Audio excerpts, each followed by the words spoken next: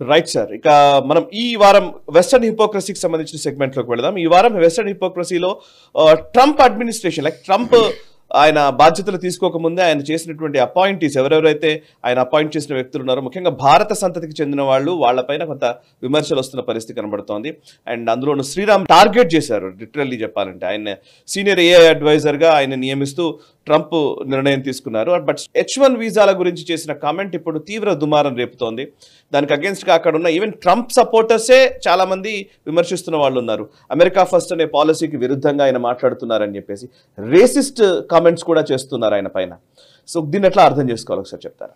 ఇది నిజంగా చాలా దౌర్భాగ్యమైన విషయం. ఇది వైట్ సూపర్మేసిస్ట్ సపోర్టర్స్ డొనాల్డ్ ట్రంప్ దగ్గర వాళ్ళు మేమే గెలిచాము అన్నటువంటి ఒక ధీమాగా ఉన్నారు వాళ్ళు.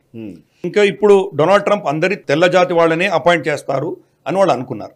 దానికి భిన్నంగా చాలామంది, వివేక్ రామస్వామి కావచ్చు, లేదా మనకు ధిల్లాన్ కావచ్చు, తర్వాత మనకు కాష్ పటేల్ కావచ్చు, తర్వాత ఇప్పుడు ఈయన మనకు శ్రీరామ్ కృష్ణన్, వీళ్ళందరూ కూడాను భారత మూలానికి వచ్చినటువంటి వాళ్ళు లేదా తెల్ల జాతికి చెందనటువంటి వాళ్ళని అపాయింట్ చేశాడు ఆయన.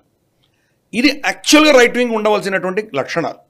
ఎందుకంటే లెఫ్ట్ వింగ్లో ఏంటంటే వాళ్ళు ఇంక్లూజివ్నెస్ పేరిట వాడికి టాలెంట్ ఉందా లేదా, క్షమత ఉందా లేదా, లేకపోయినా కానీ కూడా కొంతమంది నల్లవాళ్ళు ఉండాలి, కొంతమంది హిస్పానిక్స్ ఉండాలి, కొంతమంది స్త్రీలు ఉండాలి, ఇలా కోటా పద్ధతిలో వాళ్ళు అపాయింట్మెంట్ చేసుకున్నారు. కానీ డొనాల్డ్ ట్రంప్ ఏం చేసుకున్నాడు, ఎవరికి విజ్ఞత ఉంది, ఎవరు నాకు కరెక్ట్ అడ్వైజ్ ఇవ్వగలరు, ఎవరు నాకు సరిగా పని చేయగలరు, వాళ్ళ టాలెంట్ ఆధారంగా వాళ్ళని అపాయింట్ చేశాడు అతను. అటువంటి పరిస్థితుల్లో తన సొంత సపోర్టర్సే ఈరోజు తెల్లజాతి కాకుండా ఉన్న వాళ్ళ మీద దాడులు మొదలుపెట్టారు, కరెక్ట్ అటాక్స్ మొదలుపెట్టారు. దాన్ని రేసిస్ట్గా చేశారు, వీళ్ళని భారతదేశాన్ని పంపించామని అంటున్నారు. ఈయన మనకు శ్రీరామ్ కృష్ణన్ చెప్పినటువంటి H1B స్టేట్మెంట్ ఇది ఉందో అది కరెక్ట్.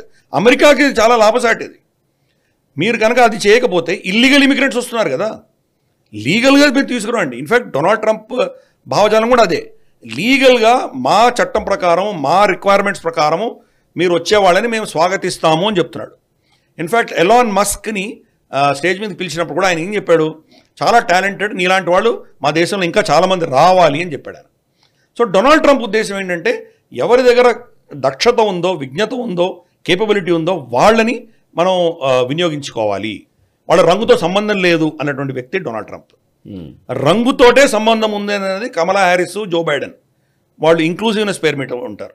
అలాగే డొనాల్డ్ ట్రంప్ సపోర్టర్స్ కూడా అల్ట్రా వైట్ సూపర్మేసిస్ ఎవరు ఉంటారో వాళ్ళు కూడా ఈ సోకాల్డ్ లెఫ్టిస్ట్కి వ్యతిరేకంగా, అంటే వాళ్ళతో సమానంగా వీళ్ళు కూడా ట్రంప్ని అటాక్ చేస్తున్నారు. దీంట్లో తప్పు ట్రంప్ది. వీళ్ళని అపాయింట్ చేసిన తర్వాత వీళ్ళ మీద దాడులు జరుగుతుంటే తన సపోర్టర్ని కంట్రోల్ చేయవలసిన బాధ్యత ట్రంప్ది. వీళ్ళని సమర్థిస్తూ స్టేట్మెంట్ అని ఇష్యూ చేసి ఉండాలి. ఈరోజు దాకా స్టేట్మెంట్ కూడా ఇష్యూ చేయలేదు అతను. అందుకని చూద్దాం. బట్ అపాయింట్మెంట్ చేస్తున్నాడు, దాన్ని మనం మెచ్చుకోవాలి. అంటే రంగు, జాతి, మతం చూడకుండా కెపాసిటీ ఉన్న వాళ్ళని అపాయింట్ చేస్తున్నాడు. పర్ఫెక్ట్. ఆ విషయంలో మనం తను తప్పకుండా సమర్థించాలి. Good businessman. Good business. ఎవరిని ఎక్కడ వినియోగించుకోవడానికి ఎలా వస్తుందో తెలుసు కాబట్టి చేస్తున్నాడు. బట్ తన సపోర్టర్స్లోనే ఇలా అల్ట్రా వైట్ సూపర్మేసిస్ట్ భావజాలం ఉన్న వాళ్ళని కంట్రోల్ చేయవలసిన బాధ్యత కూడా తన మీదే ఉంది.